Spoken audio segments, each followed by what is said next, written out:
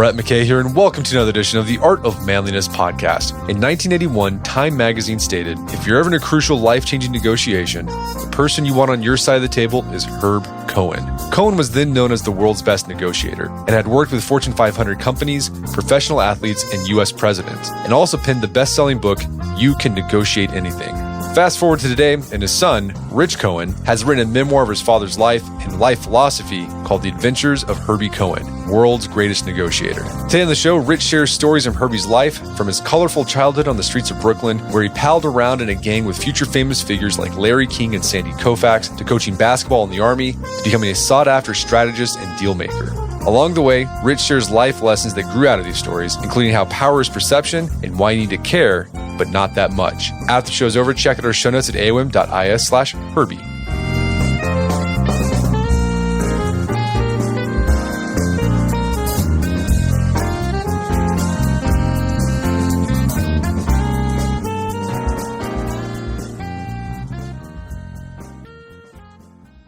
Rich Cohen, welcome to the show.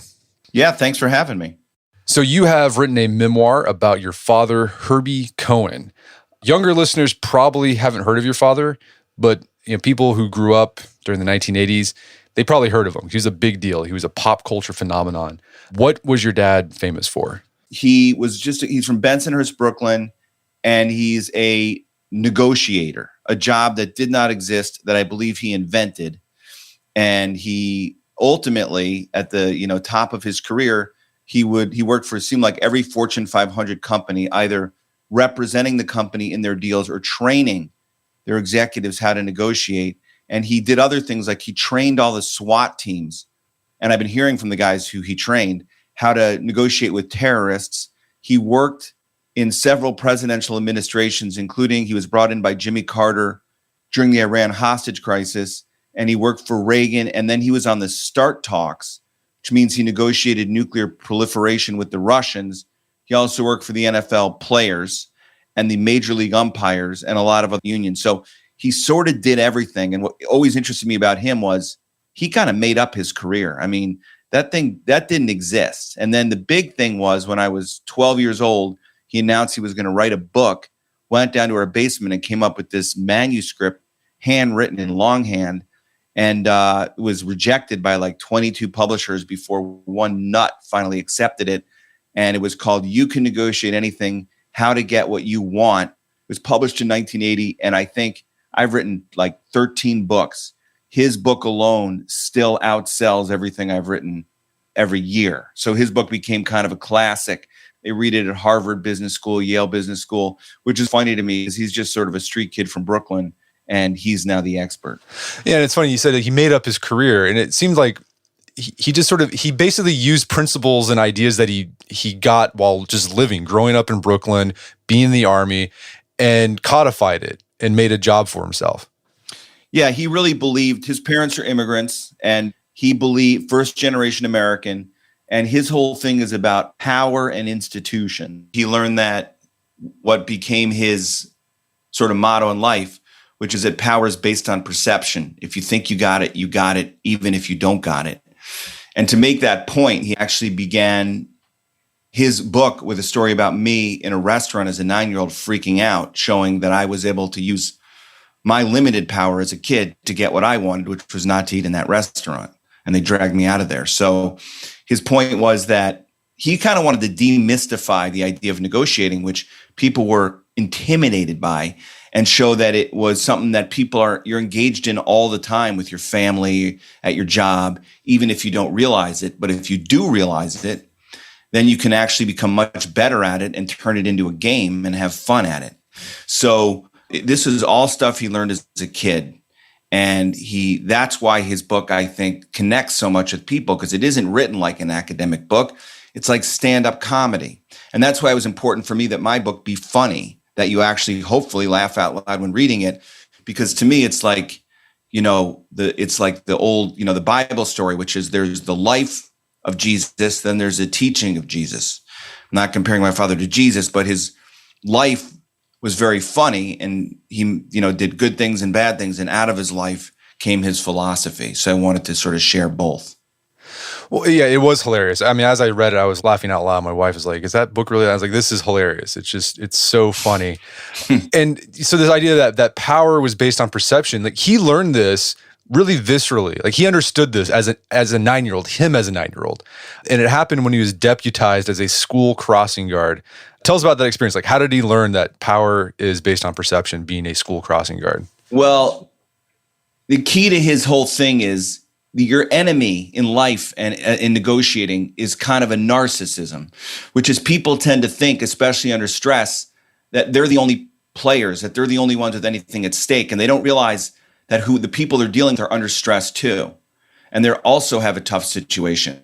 Now, the story you're talking about is when my father was 9 years old, he got in trouble at school. And as a punishment, he had to work as a crossing guard at kind of a crosswalk that didn't really need a crossing guard.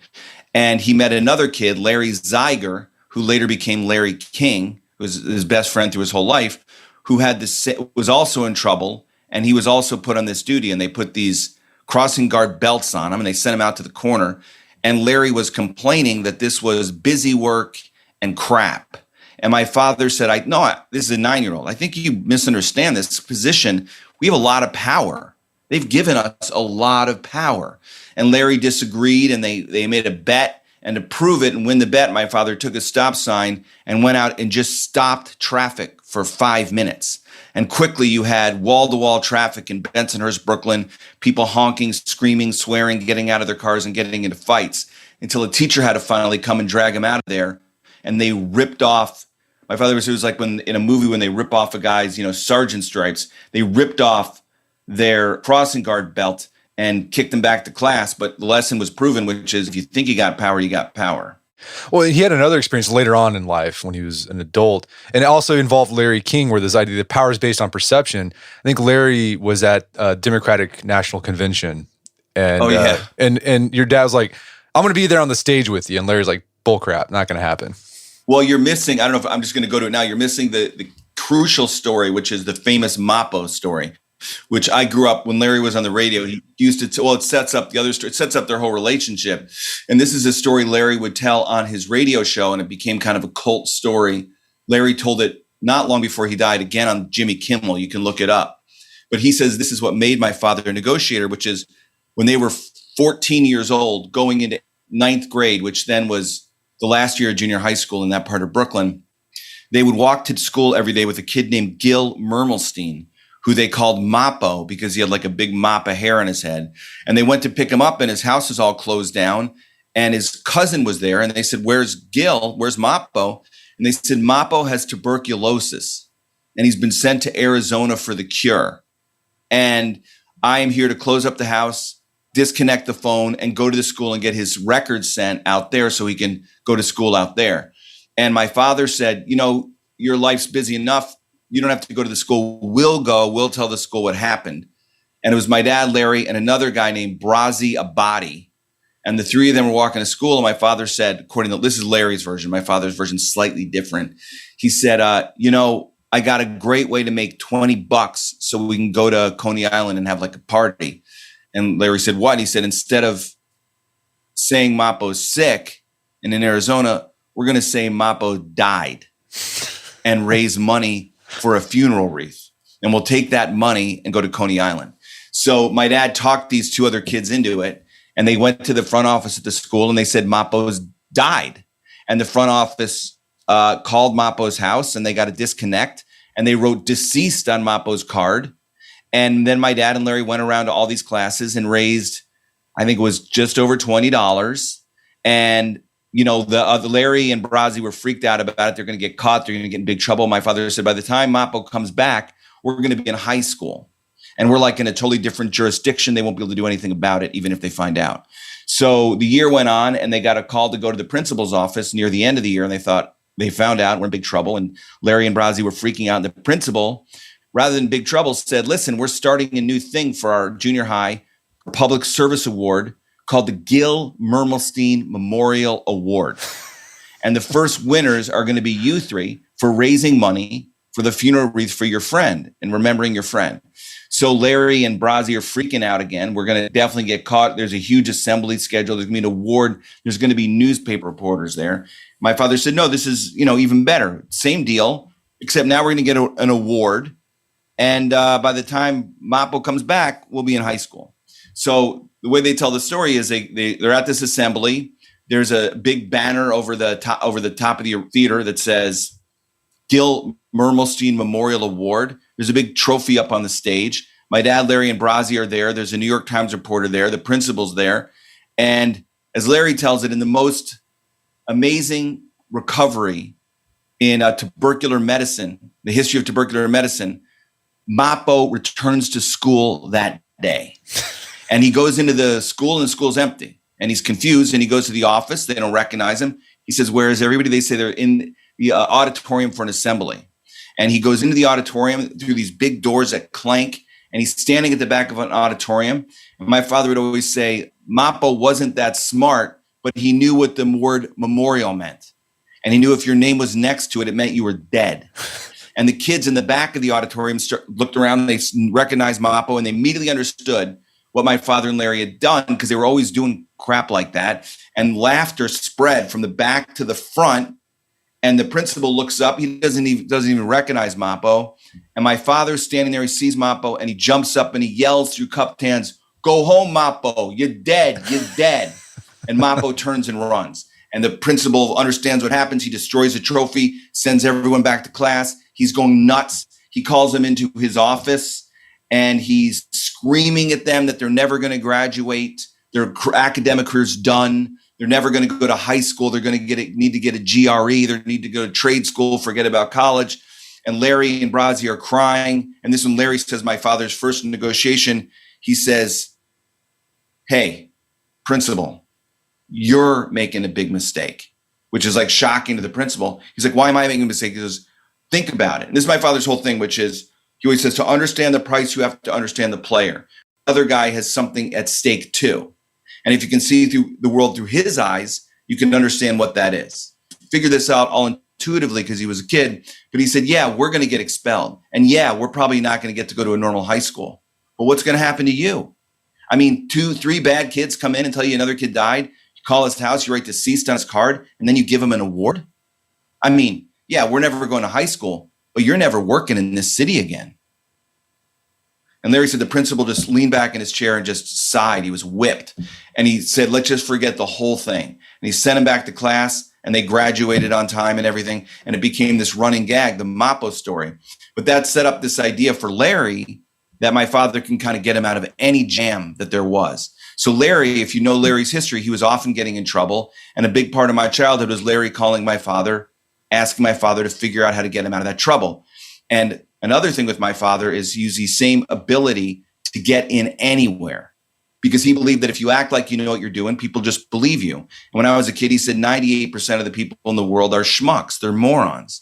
You just act like you know what you're doing. Even if you don't, you're ahead of everybody. That's if you think you got power, you got it. And one of the things you could do with my father, if you wanted the tickets to something, you'd say, you can't get tickets, it's sold out, or you'll never get in. And he'd get incensed and he'd go, I'll never get in. You'll never get in. I'll get in. So the story is Larry was in New York for the Democratic convention, the one that nominated Bill Clinton, at Madison Square Garden. And my father and Larry and me and some of others were having dinner. And my father said, Larry, I'll meet you tonight, at the Garden to see Al Gore's speech. And Larry said, no, you'll never get in. I don't have credentials for you. And the place there's tons of security. You'll never get in. And my father said, I'll never get in. I'll see you tonight. And Larry writes about it in his book. And right before he interviews Gore, there's my father standing next to him on stage. And he was like, Larry was mystified, like, how the hell did he get in? I know how he got in because I have a reporter who saw him do it, which is he walked up to the guy running security with a notepad, and he started asking him all these questions about, when's your shift end? How many people are working here? Is there anything going on in door number 7? What's going on 7th Avenue? And the guy just assumed my father was his boss. Answered all these questions. My father wrote it all down and said, you know what? You're doing a great job. Congratulations. Patted him on the back and walked right through. And that was a win-win because my father got in and the guy ended up feeling very happy. All right, so there are two principles of negotiation that you can apply right there. We know power is based on perception. So if you act like you know what you're doing, people typically are going to treat you like that. And then also the other one with the principle, understand the motives of the other person involved. Like they've got goals as well. And if you understand that, that can unlock a lot of things. Right. And think about as if everybody had a different kind of money. And when most people go into negotiation, they're assuming my dollar and your dollar are the same. So I'll offer to trade my dollars for your dollars. The other person has completely different money. So you have to figure out what that money is to figure out what's going to move them. And that money is any kind of different motivation. In the case of the principal, his career was his money. Yeah. Well, and so that makes perfect sense. So your dad grew up in Brooklyn. I know I thought it was really interesting. I didn't know about this. That you kind of give people a look into the world of Brooklyn, like in the 1950s. There's these things called social athletic clubs, but they're basically gangs. Yeah. And your dad and Larry King belonged to one called the Warriors. I grew up with stories. See, it was very romantic and exciting for me because I grew up outside of Chicago, very suburban. And when I talked about my friends on my block, they were Todd, Mark, Dennis, Jamie, Chris. When my father talked about his friends on his block, they were Inky, Sheppo, Hoo-Ha, Gutter Rat, who was called that even by his own mother, which I always found amazing, as in Gutter Rat, come in, it's time for dinner. My father insisted he'd been called Hansomo, and because he was so good looking, that's what he'd say. And they had this club room in a kid's basement, and they were called the Warriors mainly because there was a Pontiac dealer in their neighborhood. And the logo for the Pontiac dealer was a giant Indian head, and they could basically swipe stuff from the Pontiac dealership and have grade A insignia. They had jackets, which I have a picture of my father in. It was a blue jacket with a white W, I think, but it was reversible for formal occasions. And mostly what they did is they hung around on the corner of 86th Street and Bay Parkway. They went on adventures all over Brooklyn, and they sat around their clubhouse just kind of bullshitting. And it was called the SAC, Social Athletic Club. And one time, one of their members complained that all they do is athletics. There's no social part. And they explained that, well, we're socializing when we're playing basketball. So there's the social part of the Social Athletic Club. And that it was mostly they played basketball, softball, and baseball, and roller hockey. And they also went on this adventure to New Haven, Connecticut. Yeah. Because some guy was selling 3 scoops of ice cream for 15 cents. And for some reason, this was worth driving in a blizzard to go check out and to verify this was true. This is another story that Larry told on the radio all the time called the Carvel story. And it was like the B side. If the Mapo story was the A side, this was the B side. And the Carvel story was great because the person who set the whole thing in motion was Sandy Koufax. Because they had these guys in their neighborhood like just Sandy Koufax who didn't play baseball at the time. He played basketball. And he was hanging around on the corner and he started talking about a vacation his family had just gone to New Haven where you can get 3 scoops at Carvel, 3 scoops of ice cream for a dime. I think it was a dime. Anyway, they didn't believe this because in Brooklyn, it was 2 scoops for a dime. So they started arguing about profit ratios and if it was even possible. And finally, they made a bet. And the only way the bet could be solved was by actually going to New Haven. My father had a car. He got his car. They picked up their friend Hoo-Ha. And to me, always the funniest part is Hoo-Ha tells his parents he's going to Carvel. And there's a Carvel like on the same block where they live. And his parents say, okay. And they leave. They drive past that Carvel and they get on basically the Belt Parkway and they head into the city. And it's not until they've gone all the way up into Westchester County, which is like a 30-minute drive, that Hoo-Ha finally says, where the hell are we going? And they say, oh, we're going to Carvel. He goes, Carvel's way back there. And they explain to him about New Haven and the 3 scoops. And he says, it's impossible. You can't get 3 scoops for 10 cents. And he immediately forgets his family and is involved in the action. And they go up to New Haven and it starts snowing. There's Carvel closing up and they bang on the door and the guy lets them in. And they have a whole argument about how they're going to do it. And basically they just put a dime on the counter and say, give me what that's worth. Because they don't want anybody signaling anybody. And the guy serves 3 scoops and they can't believe it. Sandy wins the bet. They eat all this ice cream and they come out. And also the guy realizes now why he's kind of going out of business. He's giving away a free scoop every time he serves ice cream. and they come out and there's like a blizzard, and it's a whole crazy story where there's a parade in the middle of the night, and it's a parade for the mayor of New Haven, and they wind up going to the parade, and my father starts going around the crowd at a party that follows the parade of campaign workers and talks about how Larry's done more campaign work for anybody. And then Larry starts saying how my father's done more campaign work, and the mayor gets up and he says, I've been hearing about these two young men. They should get up because they've done more campaign work. And Larry gets up and he introduces my father. My father does like a 10-minute speech about democracy and America and the greatness of America. He says like everybody's crying by the end. And as they leave, the mayor pulls him aside and says, I'm very embarrassed because you've done all this work and I don't even know who you are. And they explain that, of course he would know. They came from Brooklyn, and they explain about the 3 scoops, and he can't believe it. And what's funny is years later, that mayor ended up becoming a senator, I think, or a representative from Connecticut. And he was on Larry's radio show, and he remembered the whole thing. And they wind up getting back to Brooklyn at 4 a.m, where Hoo-Ha's parents are waiting outside in the snow. And I always think of this because Hoo-Ha's father goes down the row and pokes them each in the chest and goes, bum, bum, bum. You're a bum, you're a bum, you're a bum. And then he asks what they'll happen. And they say, well, Sandy said in New Haven, you can get at Carvel, you can get 3 scoops for a dime. And he says, 3 scoops for a dime, that's impossible. That's the kicker of the story. Well, another example there of power is based on perception. Like they went into this party for this mayor and sort of, yeah, Larry's a great, and like they believed him because everyone thought that they sounded confident, and it must be true. Yeah. We're going to take a quick break for a word from our sponsors. And now back to the show. Well, so your father graduates high school. He goes to college for a bit, kind of flounders, and he decides the Korean War is going on. I'm probably going to get drafted anyway, so I'll just sign up and join the army. Right. And he gets shipped off to Germany, kind of on the front line between Russia and the rest of Western Europe. But he ends up becoming this basketball coach for this Army intramural league in Europe. And again, there's lessons that he learned being a basketball coach that he later applied into his career as a negotiator. So what are some of those lessons that he picked up as a basketball coach in the Army? Well, I should say that my father believed that any game properly understood becomes a metaphor for life. So for him, everything that you needed to know about how to get by in life, you could see on the basketball court. And in his neighborhood, basketball was king. So when he got it, it was a crazy story, but he ends up in the Bad Kissingen, Germany, which is the Fulda Gap, which is where the Russian tanks will roll through in World War II.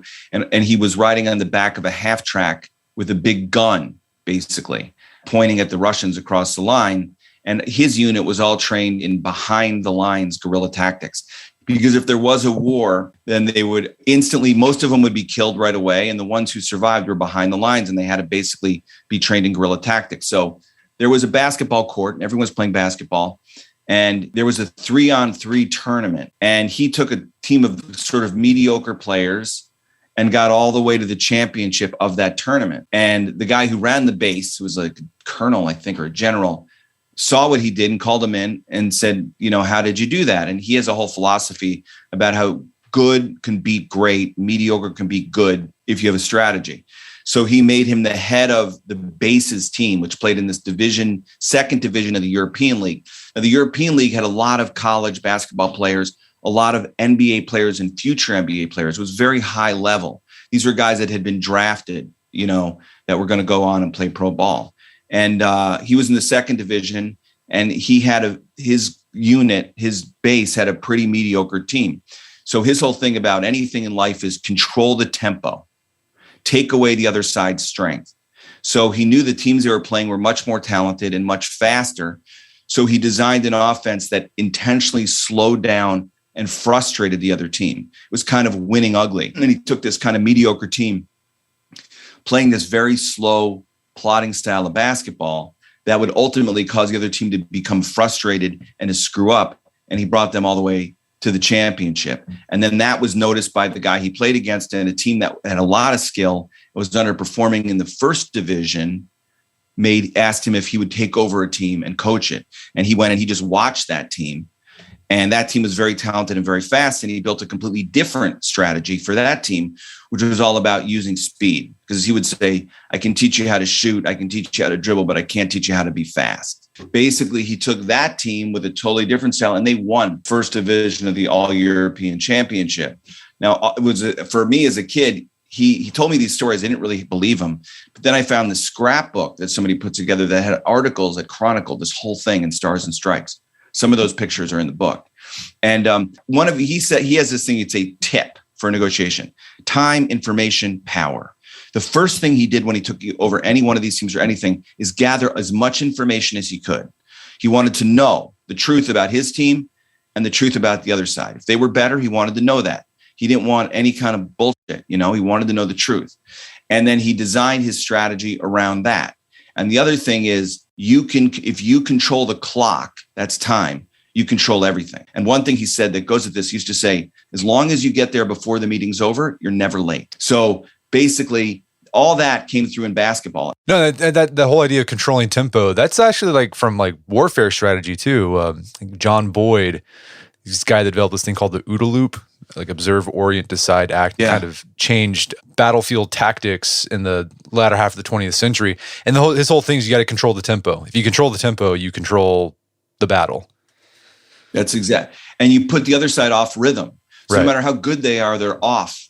So their passes miss, and then they become frustrated.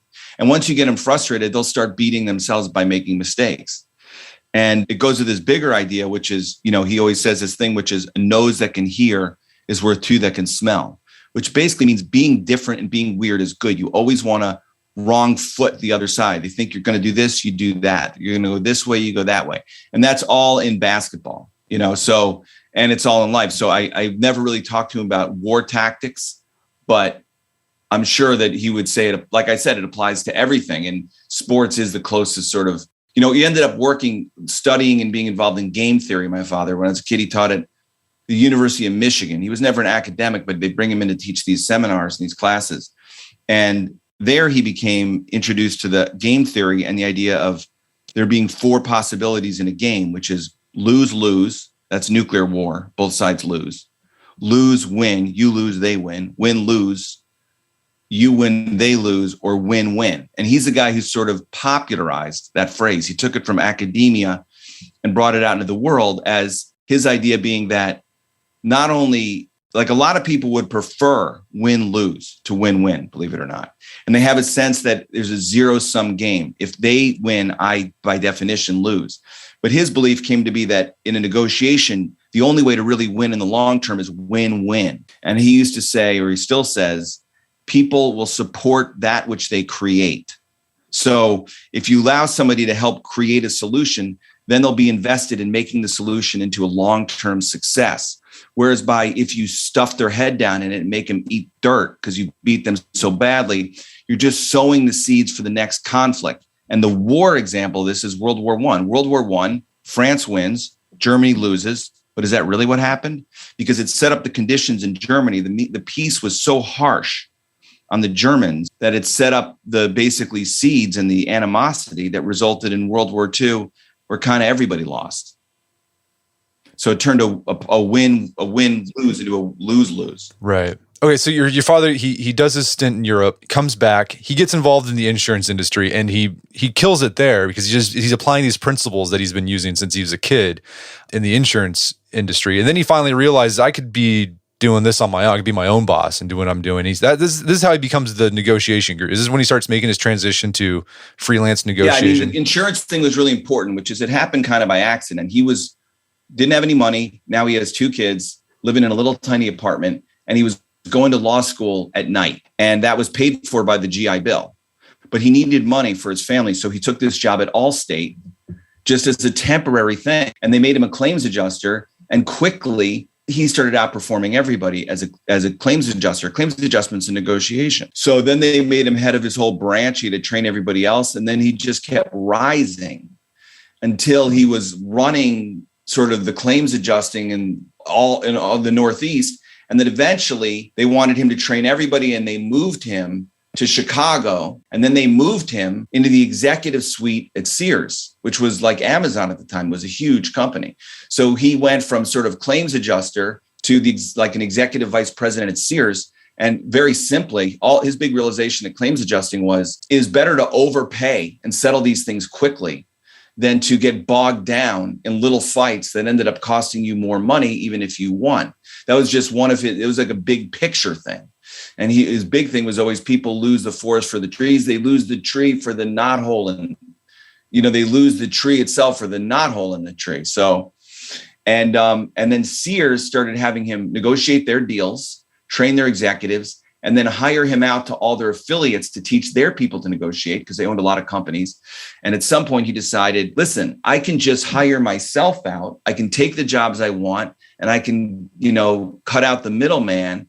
And he started out by running negotiating programs for other companies around the Midwest. Like he worked for Montgomery Ward, then he worked for the Chicago Police Department, and it went on and bigger until finally he was asked to come in and train the guys at the FBI. And then the FBI started using him in negotiations. And one of the kind of coolest things he did is with this guy named Walter Cyrene, he helped set up the FBI's behavioral science unit.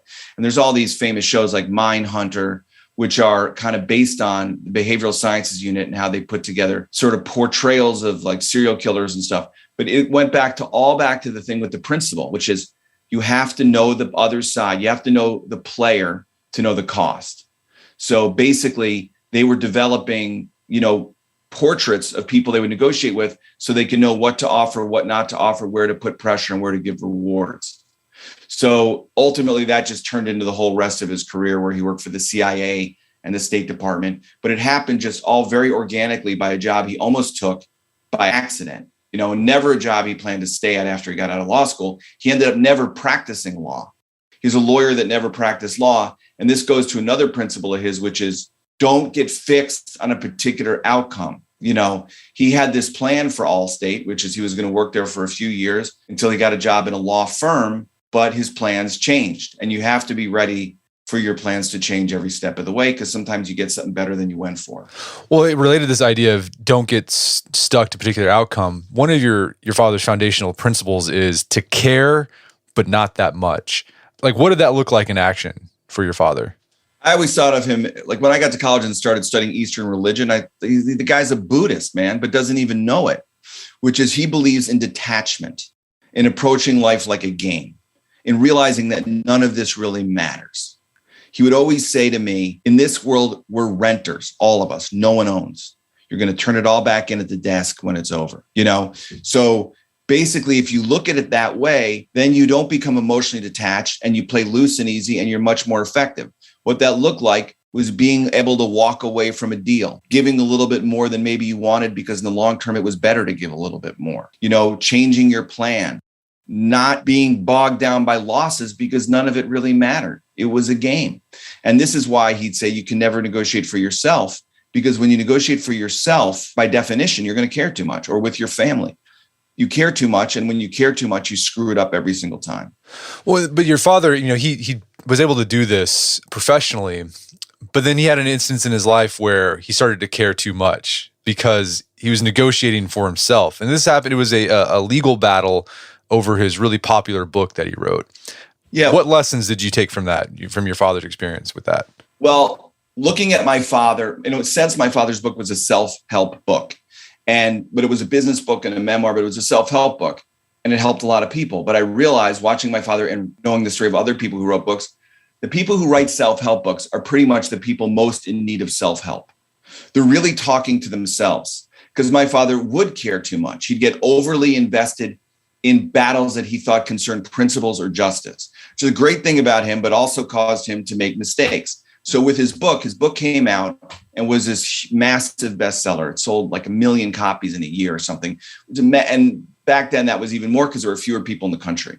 And he got sued for plagiarism, and which I knew was bullshit, okay? Because the stories he was sued for, a bunch of them were things that actually happened to me. And everybody else knew it wasn't true, okay? But his publisher came and said, look, when you have a book that's this successful, people come out of the woodwork and they sue you and they're nuisance lawsuits and they expect you just to pay them off. And it's like the claims adjuster thing at Allstate, which is it's cheaper just to pay them off and move on, pay the ticket and move on, than get bogged down in a legal battle that'll take you money, time, blah, blah, blah, blah, blah. But he was convinced that if he paid these people off, he was admitting in some way or confessing to having taken their ideas, which wasn't true. And he refused to do that. He refused to give in to these people. And instead, what he did is he said, my work predates your work, because he'd already been doing this for 25 years when his book came out. And if you think ideas are the same, it means you stole them from me. And he countersued. And 4 years, 5 years, he spent more money on those lawsuits because there was two. One was in New York, one was in LA. So he needed 3 sets of lawyers because we were in Chicago. He spent more money on that than he ever made on the book. And he spent years of time when he should have been writing a second book. And in the end, the other side figured, well, he's been saying he's been teaching these ideas since he was at Allstate when he was a kid. So all we have to do is find somebody who had been at Allstate with him. He won't remember any of this and will prove that he didn't have those ideas then. And they found this guy and they asked him, the other side's lawyers, if he remembers my father having these ideas. He goes, yes. In fact, I still have his booklet. And they said, what booklet? And he said, I'll show you. And it was a workbook he'd created for training at Allstate. And it had like a lot of the stories in his book from 20 years earlier. He'd just been recycling a lot of these stories that he'd written way back then. And the other side was sort of astonished. So ultimately, as soon as they found that book, they moved to settle. And they had to pay my father. And they paid him, I don't know, like $50,000. And there was a big giant check. But in the end, it's a Pyrrhic victory, which is you win in that you win, but you lose in that you spent 10 times more money than it would have cost to settle. And you spend a lot of your life and a lot of time and a lot of anxiety fighting this thing. But this was, again, another old Brooklyn thing, which is about bullies. He thought these people were bullies. And they were trying to get his lunch money, basically. And his attitude was, if you give in to this bully, then other bullies will appear out of the woodwork and want everything else. So you have to fight to the death, and then nobody will mess with you again because they'll think this guy's nuts. So it was like 2 principles of him came into contact, and he went with the how to deal with bullies principle, which I think in retrospect was probably a mistake. Well, you also experienced this, you kind of became Captain Ahab for justice. When you were in college, you had this creative writing teacher that was just kind of a big jerk. Yeah. And you told him about it. And then your dad made this, I got to take care of it. I got to stand up to this guy. Because again, it went to his idea of bullies and justice. So I had this teacher in college that his philosophy was, I didn't get a degree in any kind of creative writing or anything. I just took a creative writing class. And the teacher's philosophy was, I have to leave blood on the floor. I have to destroy all the ego of all these students. And I got personally involved in hating this guy, and he hated me. And I wrote a poem that cursed him out, and he sort of went after me, and it was a whole ugly thing. And at the end of the year, the guy gave me a B in the class because he knew if he gave me a B, I couldn't really complain, because I thought what he was doing was horrible, the way he was treating these kids in this class. And when I came home during Christmas, because it was first semester of my senior year in college, I was telling everybody about this thing. And my father did not care. I could not even engage him. And finally, he said, listen, if I sit down for 10 minutes and listen to you, finally, will you then shut up and leave me alone? And I said, yes. And within 3 minutes, I could see his eyes light up. I could see him get angry. And I'm like, oh, I made a mistake. It's like I summoned Beetlejuice. And by the end, he was so infuriated at this teacher that he made this his cause. And he went to war with the school and this teacher, to the point where I said to him, would you stop? I moved on, man. I'm now a second semester senior. I'm looking for a job. He said, you might have moved on, but I haven't. I'm like, what's the point of this? He goes, it's not for you. It's for the next kid who's going to be destroyed by this person. I'm protecting the next kid. And so he had all these demands. And actually, I found out later that he was still going down to New Orleans. I went to Tulane to fight with the English department 3 years after I graduated. And later on, he was in the hospital.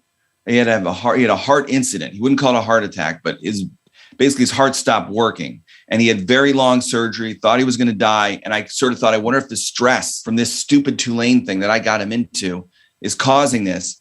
And I said to him, you got to drop this now. And he said, I will never drop it.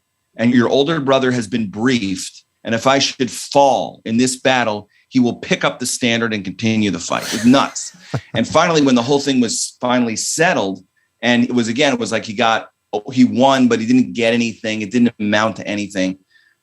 And I said, so do you see now that it was like a big mistake and it was a waste of time? You basically lost. And he said, no, I won.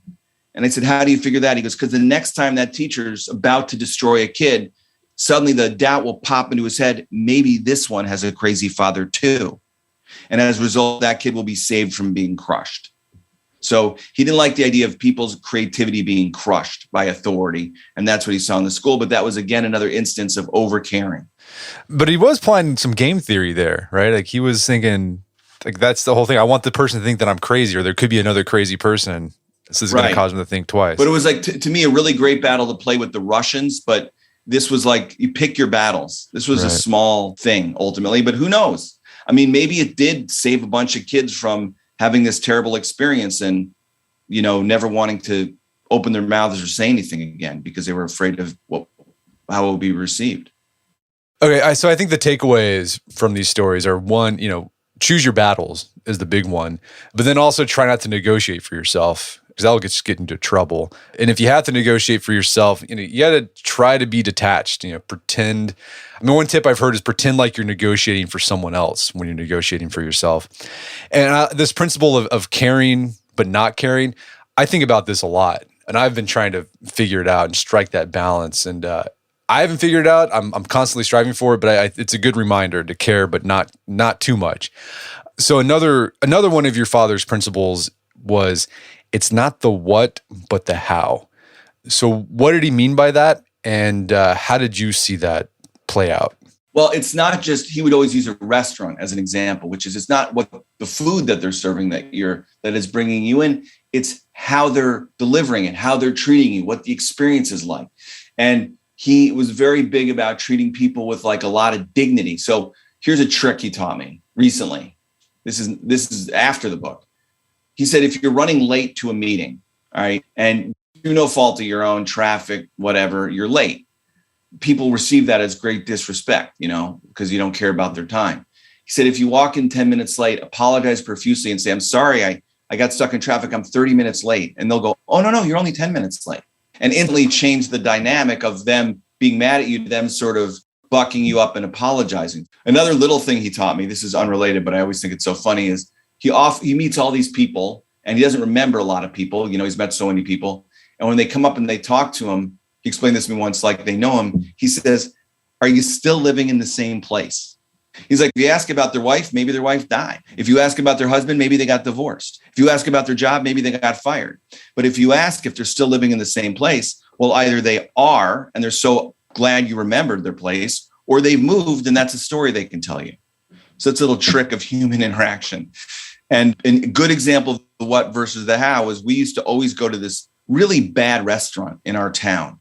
And finally I said to him, why do we go to this bad restaurant, even though we all hate the food? He said, because they always give us the booth. So that was the how over the what. So he was very, he really talked about how you treated people and creating the experience of how you were treating them as opposed to just what you were offering them. Well, you also learned this when you're buying your first car. Like, you figured out that, okay, the perfect car for you is like this Honda Civic, 70,000 miles. And then you found it and you go to look at it and your dad's like, no, because it's not the what, but the how. Well, the story is, so we finally find this car that I didn't want that car specifically. He made a long list. This is his information where he rated each possible car I could buy with like in 20 categories. And based on that score, because I needed a used car that was a certain price, I needed to get a Honda Civic with like less than 70,000 miles. And we found it. And I was excited that we found it. And he's like, I don't think you should get this car. I'm like, what? This is your car. How can you say that? This meets every criteria. He said, did you see all that writing? And it's the previous owner on the door, it said Barry. On the passenger side door, it said Chuck, like in, calligraphy writing. And on the hood, on the door, it said Barry. On the other door, it said Bobby. And on the hood, it said Chuck. And he said, did you see all that writing? And I said, so what? We'll have it painted over. He goes, you're missing the point. A schmuck owned this car. And to me, that was like the what versus the how, which is, it's not just what the car is, but it was how the car was treated, who was driving it, blah, blah, blah, blah, blah. But it really made an impression on me. And as most things he did, it was, very funny to the point that I remembered it all my life. And look, I ended up with a Dodge Daytona that probably wasn't any better. He also made a big list like that to get the best perfect dog for our family. And after we filled out like 50 different check marks, we ended up with a Beagle, the most average generic dog you can get. So his system did have its limits. So, when we talk about these principles that your dad extracted from his life that he applied to his career as a negotiator. When you look back at your father's life, like, what do you think was what was the big idea that was guiding him? The big idea is approach life like a game, because that's what it is. And that in the end, none of this stuff will matter in the end. Okay. In the end, all that will matter is your relationships and how you treated people. And he'd always say, when I came to him with a problem that I was obsessed about, it's just a walnut in the batter of life. It's just a blip on the radar screen of eternity. And that was his message, which is, it just doesn't matter that much. And that knowledge, while it could scare you, should also give you the kind of freedom to act and do what you want, and what you can in the game of life. Well, Rich, this has been a great conversation. Where can people go to learn more about the book and your work? I have a website, authorrichcohen.com, and I'm on Twitter, Rich Cohen 2003, because that's the year I peaked. And, those are probably the best places. Also, the publisher, Macmillan, has a site for me, and Amazon for the book. Fantastic. Well, Rich Cohen, thanks for your time. It's been a pleasure. Yeah, really fun. Thank you. My guest today was Rich Cohen. He's the author of the book, The Adventures of Herb Cohen, World's Greatest Negotiator. It's available on Amazon.com and bookstores everywhere. You can find more information about Rich's work at his website, authorrichcohen.com. Also, check out our show notes at aom.is/Herbie, where you find links to resources when we delve deeper into this topic.